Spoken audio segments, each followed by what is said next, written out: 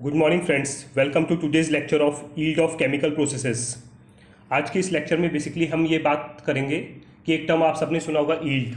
ये क्या होता है, इसका क्या सिग्निफिकेंस होता है और केमिकल इंडस्ट्रीज़ में बेसिकली इसको कहाँ पे यूज़ किया जाता है and various other things.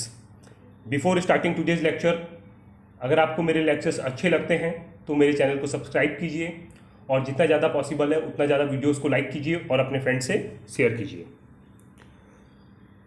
Yield के कॉन्सेप्ट को समझने के लिए सबसे पहले ये ज़रूरी है कि हम एक बेसिक अंडरस्टैंडिंग लें केमिकल रिएक्शंस की।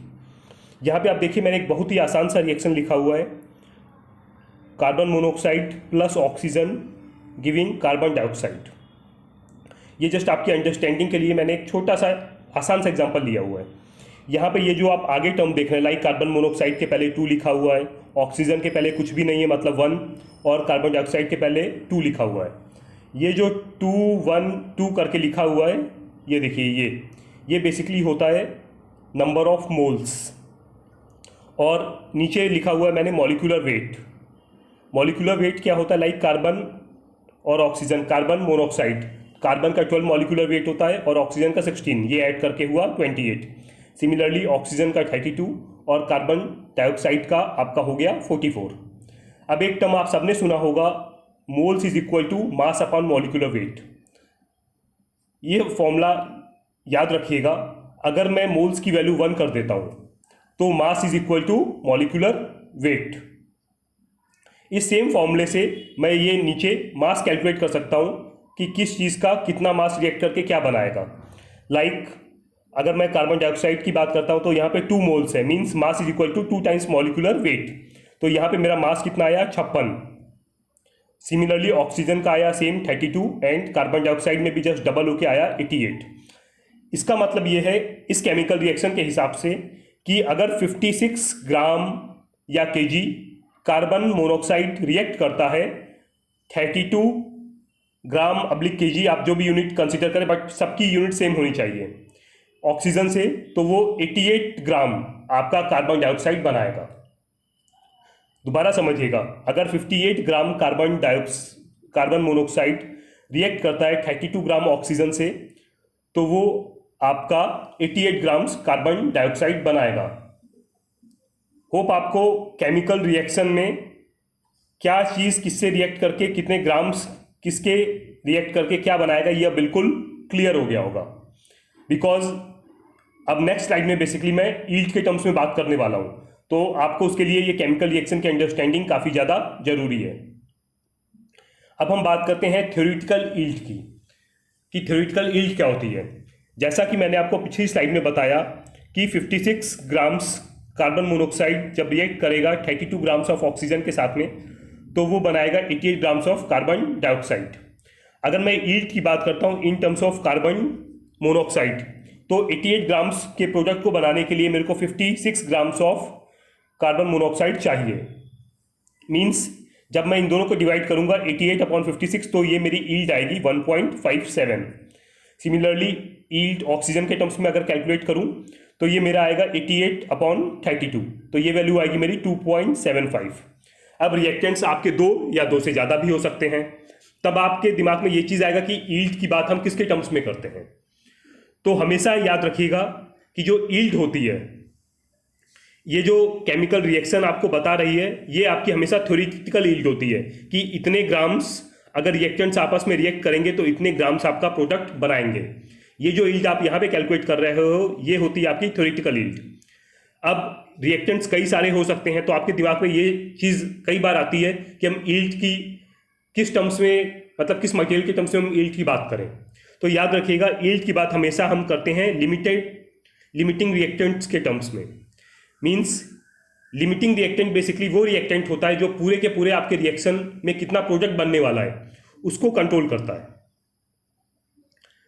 तो limiting reactant is basically the one that controls the whole of the reaction, कि आपका कितना प्रोडक्ट फॉर्म होगा।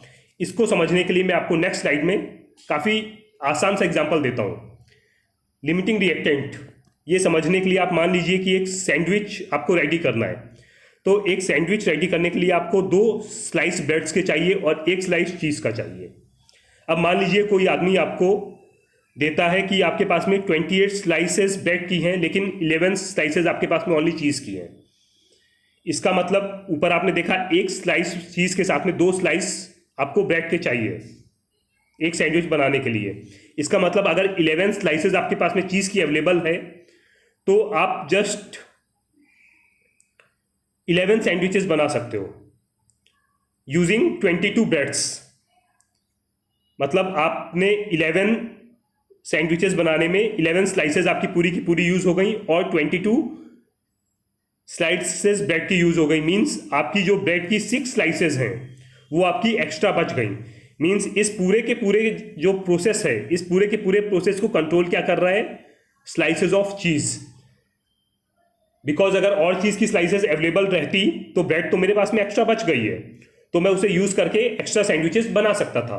बट मैं ऐसा नहीं कर पाया क्योंकि जो मेरी चीज़ है इसकी स्लाइसेस लिमिट कर गई। तो इस पूरे के पूरे प्रोसेस को में लिमिटिंग रिएक्टेंट आपका क्या हुआ, अगर मैं किसी केमिकल प्रोसेस के टर्म्स में समझूं तो पूरे के पूरे प्रोसेस को लिमिट कर रहा है आपका अवेलेबिलिटी ऑफ चीज़।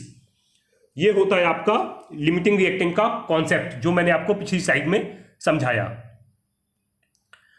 अब हम बात करते हैं कि एक्चुअल यील्ड क्या होती है केमिकल रिएक्शन की। तो याद रखिएगा कि थ्योरेटिकल यील्ड बेसिकली जो आपका केमिकल रिएक्शन बोलता है कि 56 ग्राम कार्बन मोनोऑक्साइड आपका रिएक्ट करेगा 32 ग्राम्स ऑफ ऑक्सीजन से, तो 88 ग्राम से आपका कार्बन डाइऑक्साइड बनाएगा। बट जब आप किसी भी रिएक्शन को प्लांट में चलाते हैं तो इन दैट केस वहाँ पे वेरियस लॉसेज होते हैं। लाइक आपका कुछ मटेरियल हो सकता है रेसिड्यू के साथ में जाए, कुछ मटेरियल हो सकता है आपका स्पिलेज हो, कुछ हो सकता है आपका मटेरियल आपके वेंट से एलिमिनेट हो, आपके वेंट से एग्जॉस्ट हो। तो केमिकल प्रोसेसेस जब प्लांट में चलते हैं तो उसके केस में आपका एक्चुअल में जो आउटपुट आता है वो बेसिकली जो आपकी रिएक्शन बताती है, लाइक रिएक्शन आपकी बता रही है कि 88 ग्राम आना चाहिए, बट हो सकता है कि जब आप इस पूरी की पूरी रिएक्शन को प्लांट में चलाएं तो एक्चुअल आउटपुट आपका हमेशा जो थ्योरेटिकल यील्ड है उससे कम आती है।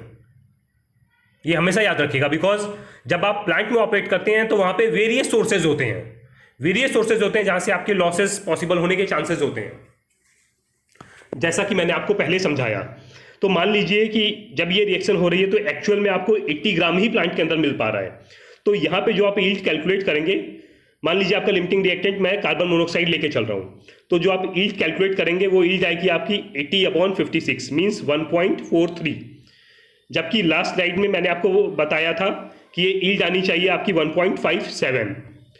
तो अब आप ये चीज़ ध्यान रखिएगा कि ये जो यील्ड का डिफरेंस आया मीन्स जो एक्चुअल आपका आ रहा है प्लांट में वो आ रहा है आपका 1.43, बट जो आपकी रिएक्शन बोल रही है वो बोल रही है 1.53। तो वो जो 1.53 था वो आपका थ्योरेटिकल यील्ड थी, और जो एक्चुअल आपको प्लांट में अचीव हुई ये है आपकी एक्चुअल यील्ड। इसीलिए मैंने आपको रिएक्शन का कॉन्सेप्ट गहराई से समझाया, क्योंकि यील्ड समझने के लिए आपको रिएक्शंस का कॉन्सेप्ट क्लियर होना बहुत जरूरी है। मीन्स एक्चुअल में आपका जो बनना चाहिए था उससे प्लांट में हमेशा कम बनता है। तो output of product divide by जो आपका लिमिटिंग रिएक्टेंट होता है, इन दोनों का जो मास होता है उन दोनों के रेशियो को बेसिकली बोलते हैं हम एक्चुअल यील्ड एक रिएक्शन की, और इसको कंट्रोल करता है आपका बेसिकली जो आपका लिमिटिंग रिएक्टेंट होता है। आपके रिएक्टेंट्स 2 से ज़्यादा भी हो सकते हैं, बट जो आपका लिमिटिंग होगा यील्ड मीन्स जो बेसिकली मेन प्रोडक्ट को इम्पैक्ट करता है डायरेक्टली, यील्ड की बात हम हमेशा उसी के टर्म्स में करते हैं जो आपकी पूरी के पूरे प्रोसेस में जो फाइनल प्रोडक्ट बनने वाला है उसको कंट्रोल करता है। अब एक नेक्स्ट टर्म बचता है आपके पास में percent yield of a reaction. Actual yield आपकी जो प्रोसेस के हिसाब से आ रही है मैं आपको बता चुका हूँ, डिवाइड बाई थ्योरेटिकल यील्ड जो आपकी रिएक्शन बोलती है इनटू 100। इन दोनों का जो रेशियो होता है actual yield upon theoretical yield का, इसको बेसिकली हम बोलते हैं आपका percent yield of a chemical reaction. Hope आपको केमिकल रिएक्शन और इससे रिलेटेड यील्ड अब काफ़ी हद तक क्लियर हो गया होगा। केमिकल प्लांट्स में हम हमेशा बात करते हैं कि इस पर्टिकुलर बैच की यील्ड इतनी आ रही है, डिजायर्ड यील्ड इतनी है बट उसके अगेंस्ट में हम यहाँ स्टैंड कर रहे हैं।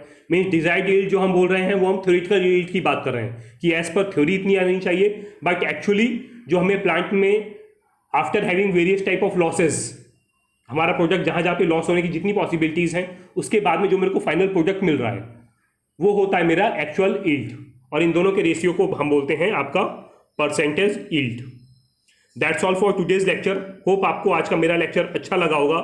नेक्स्ट लेक्चर में बेसिकली हम बात करने वाले हैं रोटाकोन वैक्यूम ड्रायर की, वो क्या होता है और किस तरीके से वर्क करता है। Till then goodbye, have a nice day.